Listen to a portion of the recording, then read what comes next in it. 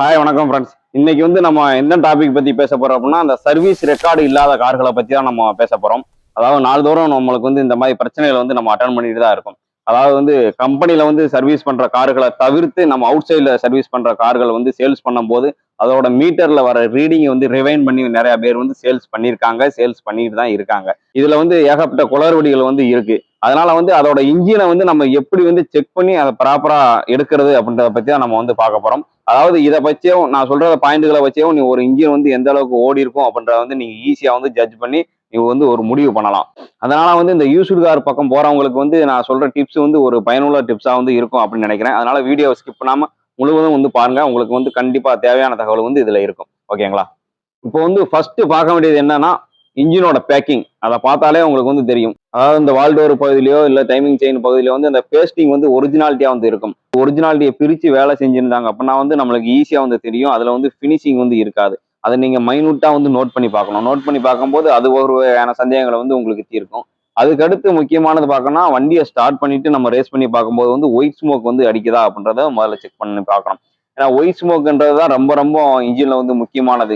எதுக்கு அந்த white smoke வருது அப்படி பாத்தீங்கன்னா, உங்களுக்கு இன்ஜின் ஆயில் அதுல எரிஞ்சு போறதுனாலதான் ஒயிட் ஸ்மோக் வரும். இதுல ரெண்டு வகையான காரணங்கள் இருக்கும். ஒண்ணு டீசல் வண்டியா இருந்தாலும் பெட்ரோல் வண்டியா இருந்தாலும் டர்போ சார்ஜர்ல பிரச்சனை இருந்துச்சு, டர்போ சார்ஜர் கம்ப்ளைண்டா இருந்துச்சு அப்படின்னா உங்களுக்கு கம்பல்சரி ஒயிட் ஸ்மோக் வரும். இந்த மாதிரி டர்போ சைட்ல ஒயிட் ஸ்மோக் வரதுக்கு காரணம் ஒண்ணு 1,00,000 கிலோமீட்டருக்கு மேல வண்டி ஓடி இருக்கலாம். ஓடி இருந்தாலும் உங்களுக்கு டர்போல பிரச்சனை வரும். அதே மாதிரி மெயின்டெனன்ஸ் பீரியாடிக்கலா அவங்க சர்வீஸ் மெயின்டைன் பண்ணிருக்க மாட்டாங்க. மெயின்டைன் பண்ணாம இருந்தாலும் உங்களுக்கு 1,00,000 கிலோமீட்டர்ல கம்பல்சரி இந்த ஆயில் எரிஞ்சு போற கம்ப்ளைண்ட் வரும். இதை வச்சு நீங்க அந்த இன்ஜினோட லைஃப் எந்த அளவுக்கு ஓடி இருக்கும் அப்படின்றத ஓரளவுக்கு ஜட்ஜ் பண்ண முடியும். பொதுவா ஒரு டர்போ சார்ஜர் அவ்வளவு சீக்கிரம் 1,00,000 கிலோமீட்டர்ல போறதுக்கு வாய்ப்புகள் ரொம்ப ரேர். அதுக்கு அப்படி போகுது அப்படின்னா அது காரணம் இந்த பீரியாடிக்கலா சர்வீஸ் மெயின்டைன் பண்ணல அப்படின்னு அர்த்தம். ஓகேங்களா? அதையும் நீங்க தெரிஞ்சுக்கணும்.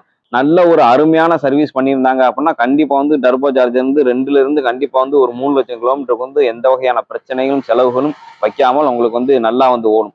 இந்த மாதிரி ஓடி இருந்துச்சு அப்படின்னா உங்களுக்கு இந்த ஒயிட் ஸ்மோக் அளவுகள் கம்மியா இருக்கும். அதையும் வச்சு நீங்க ஈஸியா புரிஞ்சுக்க முடியும். இந்த ஒயிட் ஸ்மோக் இதனால மட்டும் தான் வருதா அப்படின்னா அதுவும் கிடையாது. உங்களுக்கு இன்னொரு சைடு அதிகமான கிலோமீட்டர் ஓடி இருந்துச்சு அப்படின்னா உங்களுக்கு உள்ள போர் தேய்மானம் ஆயிருக்கும், அந்த ரிங்ஸ் தேய்மானம் ஆயிருக்கும், பிஸ்டன் சைடு வால் எல்லாமே தேய்மானம் ஆயிருக்கும். அந்த மாதிரி தேய்மானம் ஆனாலும் உங்களுக்கு இந்த வெள்ளை புகை வரும். உங்களுக்கு இந்த ஃபயரிங்கும் எஸ்கேப் ஆகும். அந்த எஸ்கேப் ஆகும்போது ரிட்டனை பிரித்தல் வழியா திரும்பி அந்த எஸ்கேப் ஆன ஃபயரிங் உள்ள இழுக்கும். அதோட ஆயிலையும் உங்களுக்கு சேர்ந்து இழுக்கும். இழுக்கும் போது உங்களுக்கு வெள்ளை புகையா எரிஞ்சு வெளியே போகுது. இந்த மாதிரி வெள்ளை புகைகள் நிறைய எரிஞ்சு போகுது அப்படின்னா 1,00,000 கிலோமீட்டருக்குள்ள அப்படின்னா கம்பல்சரி இன்ஜினா இருக்கலாம். இதை ரெண்டு டைப்லயும் பார்க்கலாம். ஒண்ணு டர்போ, இன்னொன்று இன்ஜின் பிஸ்டன், இந்த ரிங்ஸ் இதுல ஏதாவது கம்ப்ளைண்ட்டுகள் இருந்து அதிகமான கிலோமீட்டர் ஓடி இருந்தா இந்த ரெண்டாவது டைப் பிரச்சனை வரும். ஓகேங்களா?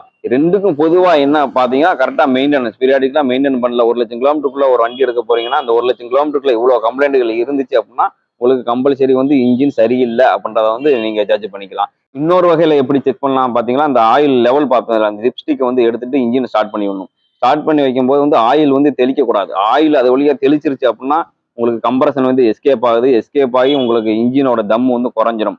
இதனால உங்களுக்கு அந்த ஸ்டிக் வழியா ஆயில் தெளிக்கும். இந்த மாதிரி ஆயில் லிப்ஸ்டிக் வழியா வெளியே வந்துச்சுன்னா இது ரொம்ப மோசமான கண்டிஷன். இந்த இன்ஜின் ஃபெயிலியர், இந்த இன்ஜின் முடிஞ்சிருச்சு லைஃப் அப்படின்றதுக்கான ஒரு எடுத்துக்காட்டு தான். அதுக்கடுத்து அந்த டிப்ஸ்டிக்லேயே இன்னொரு வகை மைனூட்டா டீசல் கார்ல மைனூட்டா இருக்கதான் செய்யும். ஏன்னா 1,00,000 கிலோமீட்டருக்கு மேல ஓடி இருந்துச்சுன்னா இந்த மாதிரி லைட்டா வரும். ஒரு சில கார்ல ஏர்லியாக கொஞ்சம் மைல்டா இருக்கதான் செய்யும். இருக்கும்போது நம்ம அந்த டிப்ஸ்டிக் அந்த ஓட்டை நம்ம பெருவரில் வச்சு இப்படி பொத்தி பார்க்கும்போது அதை கம்ப்ரஷனா வெளியே தள்ளக்கூடாது. அப்படி தள்ளுதா அப்படின்றத செக் பண்ணி பார்க்கணும். மைனூட்டா அடிக்கத்தான் செய்யும். அது டீசல் வண்டியில ஹை கம்ப்ரஷன் இருக்கிறதுனால அந்த மாதிரி வரும். ஆனா பெட்ரோல் வண்டியில கண்டிப்பா வரவே வரக்கூடாது. அதையும் நீங்க ஃபர்ஸ்ட் ஞாபகத்துல வச்சுக்கணும். ஓகேவா? அதுக்கு அடுத்ததா இன்னொரு வகையில எப்படி செக் பண்ணலாம் அப்படின்னா, அந்த டைமிங் செயின்கள் இருக்கிற கார்கள்ல காலையில ஃபர்ஸ்ட் ஸ்டார்டிங் பண்ணும்போது அந்த செயின் நாய்ஸ் வரும். சர சர சர சரன்னு ஒரு சவுண்ட் வரும். அந்த நாய்ஸ் வருது அப்படின்னா அந்த வண்டி கண்டிப்பா 1,00,000 கிலோமீட்டருக்கு மேல ஓடி இருக்கும். ஓடி இருந்தாதான் உங்களுக்கு அந்த மாதிரி கம்ப்ளைண்ட்டுகள் வரும். ஆனா கம்மியான கிலோமீட்டர் வண்டி சேல்ஸ் பண்றாங்க அப்படி சொல்லி நீங்க போய் பார்க்கும்போது இந்த மாதிரி சவுண்டுகள் வருதா அப்படின்றதையும் நீங்க கவனிச்சு பார்க்கணும். அதுக்கடுத்து இன்னொன்று ஈஸியா பாக்குற இன்னொரு விஷயம் எப்படி பாத்தீங்கன்னா, ஒரு கிட்டத்தட்ட 30,000 கிலோமீட்டர் 40,000 கிலோமீட்டர் தான் வண்டி ஓடி இருக்குன்னு சொல்லுவாங்க. அப்படி ஓடி இருக்கா அப்படின்னு செக் பண்ணி பார்க்கும்போது டயரை வச்சே நம்ம ஈஸியா பார்த்துடலாம். மினிமம் ஒரு நல்ல வண்டியில வர டயர் கண்டிப்பா ஒரு 40,000 கிலோமீட்டர் ஓடும். அந்த அளவுக்கு ஃபர்ஸ்ட்ல வந்து டயர் வந்து சேஞ்ச் பண்ணிட்டாங்களா அப்படின்றத வந்து அந்த கம்மியான கிலோமீட்டர் வண்டி சேல்ஸ் பண்றதா இருந்தா நீங்க வாங்கும்போது வந்து இந்த டயரை வச்சும் நீங்க வந்து ஈஸியா வந்து செக் பண்ணிக்க முடியும். ஓகேங்களா? அதுக்கு அடுத்ததா பார்க்கும்போது வந்து இந்த புகை அடிக்கிறது, கருப்பு புகை அடிக்குதா அப்படின்றத வந்து செக் பண்ணி பார்க்கணும். ஒரு சில கார்ல வந்து அதிகமான பிளாக் ஸ்மோக் வந்து அடிக்கும். டீசல் காரா இருந்துச்சுன்னா வந்து ஈஸியா வந்து கண்டுபிடிச்சிடலாம். அதுல வந்து பம்பு சைட்ல உங்களுக்கு ஃபியூல் இன்ஜெக்டர் சைட்ல ஏதாவது கம்ப்ளைண்ட்கள் இருந்தா மட்டும்தான் அந்த கருப்பு புகை வந்து அடிக்கும். அது போக வந்து சடனா நம்ம எந்த வண்டியா இருந்தாலும் டீசல் வண்டியை பொறுத்த வரைக்கும் பிக்கப்ல நம்ம ரேஸ் பண்ணும்போது கண்டிப்பா பழைய டஸ்ட் எல்லாமே வந்து வெளியே தள்ளதான் செய்யும். இங்க வந்து எப்பயுமே வந்து கிராஜுவலா ரேஸ் பண்ணி பாருங்க. ரேஸ் பண்ணி பார்த்தாதான் அந்த உங்களோட இன்ஜினோட அந்த குவாலிட்டி தெரியும். மேக்சிமம் வண்டியை வந்து டிரைவ் பண்ணாம நிப்பாட்டி வச்சு பார்க்காதீங்க. ஒரு டிரைவ் பண்ணணும். நல்லா இன்ஜினை வந்து நல்லா ஒரு லோட்ல வந்து பார்த்தாதான் உங்களுக்கு வந்து ஈஸியா தெரியும். ஒருத்தவங்க நல்லா டிரைவ் பண்றவங்களாம் வண்டியை ஓட்ட விட்டுன்னு நீங்க பின்னாடி டூ வீலர்ல போய் செக் பண்ணி பார்க்கலாம். செக் பண்ணி பார்க்கும்போது கிராஜுவலா போகும்போதே அதிகப்படியான பிளாக் ஸ்மோக் அடிக்குதா அப்படின்றத வந்து கொஞ்சம் செக் பண்ணி பார்க்கணும். அந்த மாதிரி கருப்பு புகை வந்து உங்களுக்கு வருது அப்படின்னா உங்களுக்கு டீசல் லைன்ல அதாவது இன்ஜெக்டர் சைட்லயோ இல்ல பம்பு சைட்லயோ பிரச்சனைகள் இருக்கு, அதிக வாய்ப்புகள் இருக்கு. அதே மாதிரி வந்து நிப்பாட்டி வச்சிருக்கும் போது ஃபர்ஸ்ட் ஸ்டார்ட் பண்ணும் போதே நாக்கிங் நாய்ஸ் வரும். நம்ம வந்து இந்த இன்ஜெக்டர் கம்ப்ளைண்ட் வந்துச்சுன்னா எந்தெந்த மாதிரி சவுண்டுகள்லாம் வரும் அப்படின்றத வந்து நம்ம ஏகப்பட்ட வீடியோஸ் வந்து பண்ணியிருக்கோம். அதை தெரிஞ்சுக்கல அப்படின்னா அந்த வீடியோஸை போய் பாருங்க. ஓகேங்களா? இந்த நாக்கிங் நாய்ஸ் வந்து அதிகமா இருக்கு அப்படின்னாலும் உங்களுக்கு வந்து ஃபியூல் லைன்ல இந்த இன்ஜெக்டர் லைன்ல வந்து கம்பல்சரி வந்து கம்ப்ளைண்ட் வந்து இருக்கும். இப்போ வந்து இந்த வால்வு டோர் இந்த சைட்ல வந்து பேஸ்டிங் வந்து ரீபேஸ்டிங் பண்ணியிருந்தாங்க அப்படின்னா கிட்டத்தட்ட 1,50,000 கிலோமீட்டர் வந்து வண்டி ஓடி இருக்கும். ஓடி இருந்தாதான் அது பிரிக்கிறதுக்கான வேலைகள் வந்து இருக்கு. இல்ல அப்படின்னா இன்ஜின் பாயிலிங் ஆயிருக்கலாம், இந்த மாதிரி ஏதாவது பிரேக் டவுன் ஆயிருக்கலாம், பிரேக் டவுன் ஆகி ஏதாவது உள்ள ஏதாவது உடஞ்சிருக்கலாம். இந்த மாதிரி ஏதாவது கம்ப்ளைண்ட்ஸ் ஏதாவது இருந்தா மட்டும்தான் இந்த வால் டோரோ இல்ல வந்து உங்களுக்கு அந்த டைமிங் கவரோ இல்ல வந்து கீழே இருக்க சம்போ இதை வந்து பிரிச்சு ரீபேஸ்டிங் வந்து பண்ணுவாங்க. அதை வந்து நீங்க தெரிஞ்சுக்கணும். இது வந்து 1,00,000 1,50,000 கிலோமீட்டருக்கு வந்து மேல ஓடி இருக்கும் அப்படின்றத நீங்க ஒரு அசியூம் பண்ணிக்கலாம்.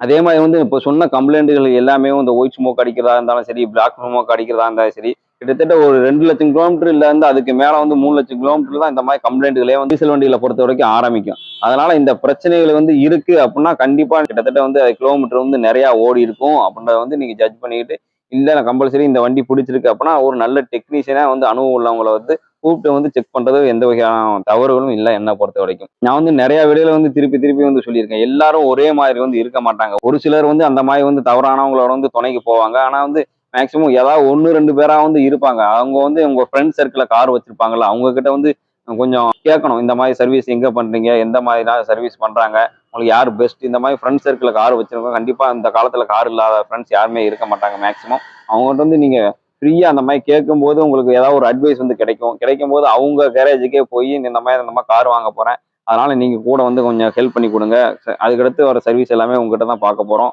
அப்படின்றத வந்து ஃப்ரீ மைண்டாக நீங்க பேசும்போது அங்கேயும் ஒரு நல்ல ஒரு ரிலேஷன்ஷிப் வந்து கிடைக்கும். அதுக்கடுத்து உங்களுக்கும் அதுல கிட்டத்தட்ட ஒரு 60-70% வந்து தொந்தரவுகளும் வந்து முடிஞ்சிருச்சு. அவங்களே செக் பண்ணி பார்க்கும்போது ஓரளவுக்கு கம்ஃபர்டபுளா வந்து பார்த்து கொடுத்துருவாங்க. இதையும் நீங்க பேசிக்கா வந்து தெரிஞ்சு வச்சுக்கணும். நீங்களா போய் பார்க்கறத விட அனுபவம் இருக்கிறவங்கள கூட்டு போய் பார்க்கறதுல உங்களுக்கு பண விரைவும் உங்களுக்கு வந்து மிச்சமாகுது. மனஸ்தாபம் இந்த மாதிரி பிரச்சனைகளும் உங்களுக்கு தேவையில்லாம வர்றதுல இருந்து நீங்க வந்து தவிர்க்கலாம். ஓகேங்களா? இந்த வீடியோ முக்கியமா பண்றதுக்கு காரணமே வந்து ஏகப்பட்ட கம்ப்ளைண்ட்ஸ் வந்து நம்ம கேரேஜுக்கு வந்து வந்திருக்கு. ரொம்ப கம்மியான கிலோமீட்டர் ஓடி இருக்கு. இந்த வண்டி நல்லா இருக்கா என்னன்னு எடுத்த பிறகு வந்து நம்மகிட்ட காமிக்கிறாங்க. ஆனா பார்க்கும்போது வந்து அது ஒரிஜினாலிட்டி வந்து உடைச்சிருப்பாங்க. அதே மாதிரி வந்து உள்ள கம்ப்ளைண்ட்ஸ் நிறைய இருக்கும். பிளாக் ஸ்மோக் அடிக்கும். இந்த மாதிரி நான் சொன்ன கம்ப்ளைண்ட்ஸ்கள் ஏகப்பட்டது வரும். ஆனா கம்மியான கிலோமீட்டர்ல இவ்வளவு இத்தனை வருஷம் வண்டி ரன் ஆயிருக்கு, 10 வருஷம் வண்டி ஓடி இருக்கு, அதுக்குள்ள இவ்வளவு கம்மியான கிலோமீட்டர் எப்படி ஓட்டுவாங்க அப்படின்றது வந்து ஒரு சாத்தியமே கிடையாது. அதை வந்து ஒரு ஃப்ரீ மைண்ட்ல வந்து நீங்க யோசிச்சு பார்க்கணும். ஓகேங்களா? அதுக்காண்டி தான் இந்த வீடியோ பண்ணது. இந்த வீடியோ உங்களுக்கு யூஸ்ஃபுல்லா இருந்துச்சுன்னா லைக் பண்ணுங்க, கமெண்ட் பண்ணுங்க. கார் வாங்க போறவங்க உங்க ஃப்ரெண்ட்ஸ் எல்லாத்துக்குமே இந்த வீடியோ வந்து ஷேர் பண்ணுங்க. உங்களுக்கு வேற ஏதாவது பெரிய சந்தேகங்கள் இருந்துச்சுன்னா கான்டாக்ட் நம்பர் கொடுத்துருக்கேன், கால் பண்ணி நீங்க வந்து விரிவா வந்து தெரிஞ்சுக்கோங்க. இதே மாதிரி நல்ல தகவலோட அடுத்த ஒரு வீடியோல வந்து சந்திக்கலாம். அதுக்கு முன்னாடி நம்ம சேனலை சப்ஸ்கிரைப் பண்ணிக்கோங்க. ஓகே, பாய்.